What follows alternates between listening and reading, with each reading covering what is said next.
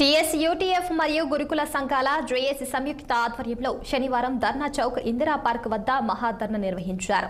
తెలంగాణ రాష్ట్రంలో 5 సొసైటీల పరిధిలో నిర్వహించబడుతున్న 1022 గురుకుల విద్యా సంస్థల్లో చదువుకుంటున్న 5.5 లక్షల మంది విద్యార్థులు పనిచేస్తున్న 30,000 మంది సిబ్బంది సమస్యలను పరిష్కరించాలని కోరుతూ నాయకులు కె జంకయ్య, మామిడి నారాయణ అధ్యక్ష వర్గంగా వ్యవహరించిన ధర్నా శిబిరాన్ని టీజీఈజేఏసీ సెక్రటరీ జనరల్ ఏలూరి శ్రీనివాసరావు ప్రారంభించారు.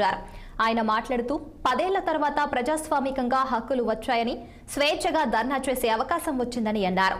గురుకుల ఉపాధ్యాయుల పోరాటానికి సంపూర్ణ మద్దతు ప్రకటించారు. సంఘాలతో చర్చించి సమస్యలు పరిష్కరించాలని ప్రభుత్వానికి సూచించారు. మెస్ ఛార్జీలు పెంచాలని, పని వేళలు సవరించాలని, ఉపాధ్యాయుల సమస్యలు పరిష్కరించాలని డిమాండ్ చేశారు.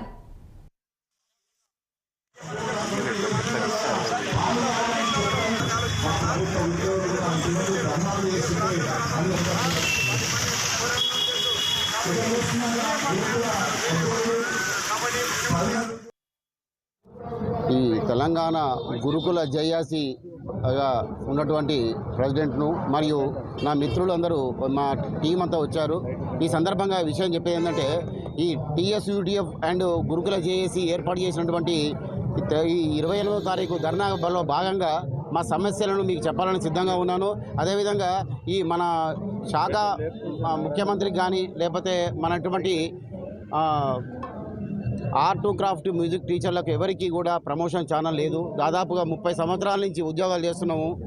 అటెండర్ కూడా సూపరింటెండెంట్ అయ్యే అవకాశాలు ఉన్నాయి. ఒక టీజీటీ డిగ్రీ కాలేజీ ప్రిన్సిపాల్ అయ్యేంత వరకు అవకాశాలు ఉన్నాయి. ఏ పోస్ట్లో వెళ్ళినా ఒక డ్రైవర్ కూడా గ్రేడ్ 1 గ్రేడ్ 2 ఉన్నది. ఇంకో ప్రమోషన్లు వస్తున్నాయి. ప్రతిదానికే ఉన్నది. ఏది లేదా అంటే ఈ భూ ప్రపంచంలో మొత్తం మీద ఒక ఆర్ట్ క్రాఫ్ట్ మ్యూజిక్ టీచర్లకే ఈ విధంగా ఉన్నది. దయచేసి ముఖ్యమంత్రి గారికి ఎన్నోసార్లు మేము రిప్రజెంట్ చేశాము.